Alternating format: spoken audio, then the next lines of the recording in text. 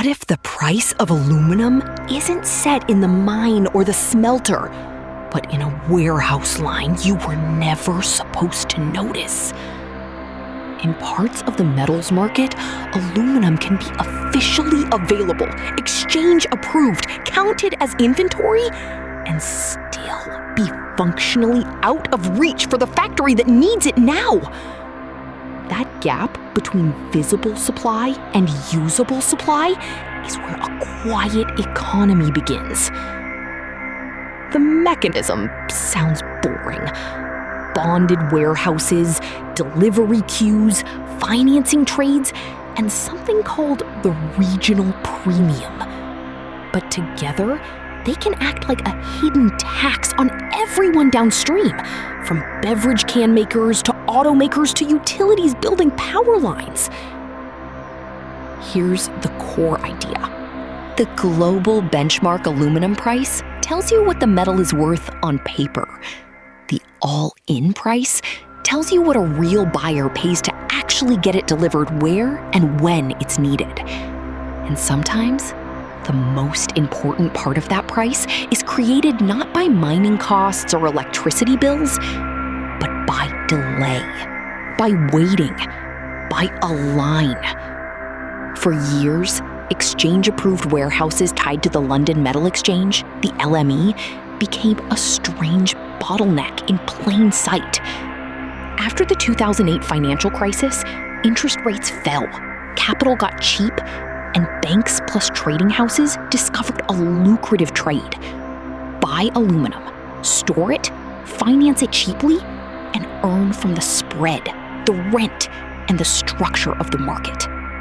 Reuters and the Financial Times documented how Detroit became one of the symbols of this system, with long queues at warehouses owned by Metro International, then controlled by Goldman Sachs. Think about how odd that is. Metal was sitting there, tons of it, yet manufacturers were paying more because getting their hands on specific units took time. If that sounds less like a commodity market and more like airport surge pricing mixed with a velvet rope, that's because it is. In my view, this is one of the clearest examples of how infrastructure can quietly become market power without ever looking like a monopoly to the average consumer. The structure worked like this. Warehouses approved by the exchange had minimum loadout rules, meaning they only had to release a certain amount of metal per day. If more aluminum kept flowing in than flowing out, queues could stretch for months. In 2013, the LME faced intense scrutiny because waiting times at some locations reportedly stretched well beyond a year. The benchmark exchange price still existed. Inventory still showed up in statistics. But for a can sheet producer or parts manufacturer, that inventory was trapped behind time. Time became part of the price.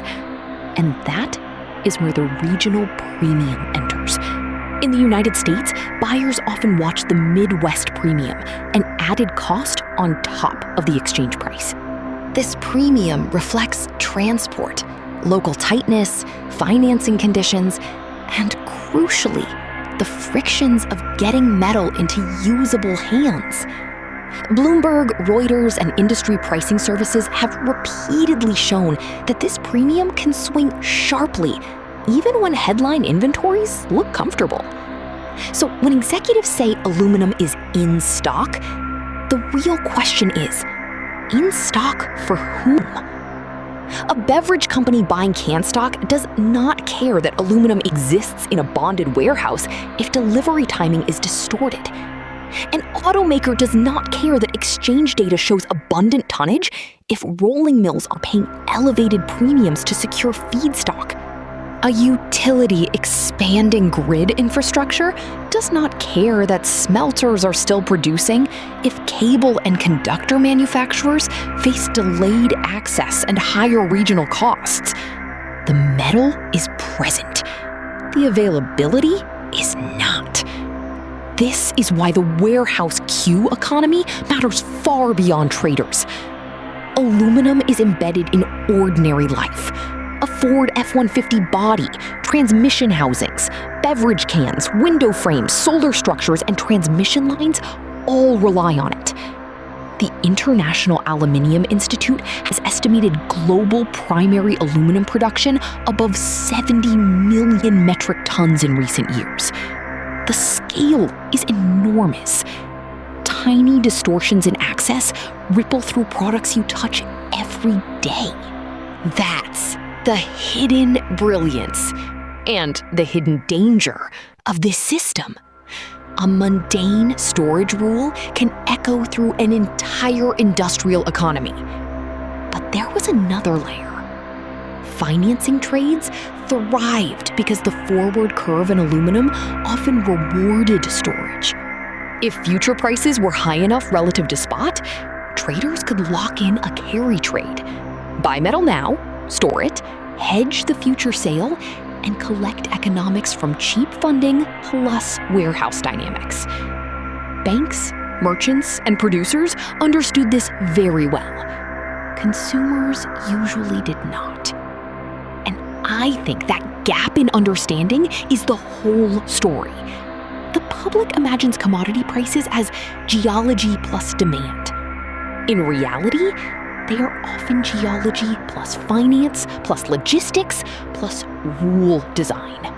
But the queue itself was only the visible symptom.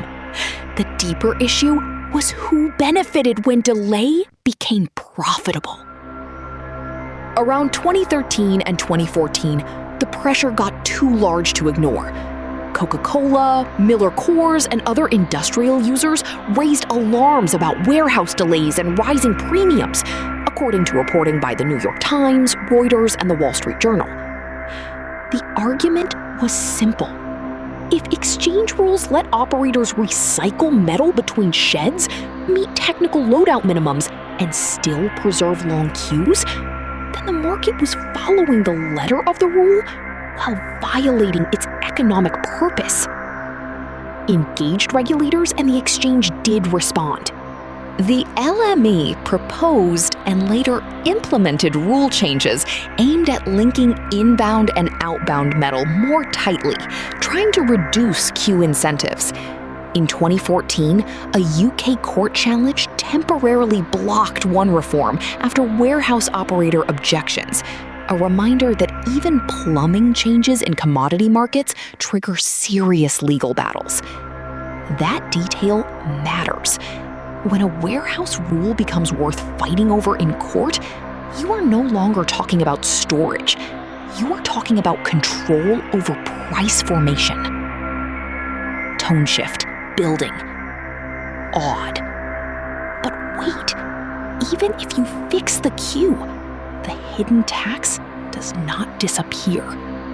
It mutates. Because the all-in aluminum price can remain elevated through regional dislocations, energy shocks, sanctions risk, freight constraints, and concentration in deliverable brands and locations. The line at the warehouse was never the whole machine. It was just the easiest part to photograph. That became obvious in 2022 and 2023.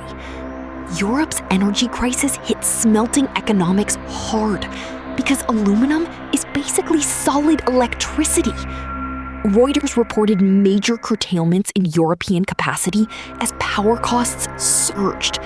At the same time, sanctions risk and trade rerouting changed where metal wanted to go and where buyers wanted it from.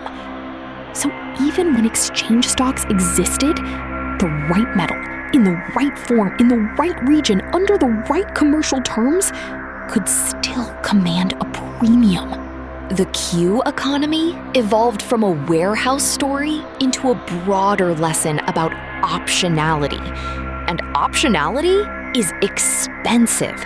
It means someone pays extra for certainty. Someone pays extra to avoid delay.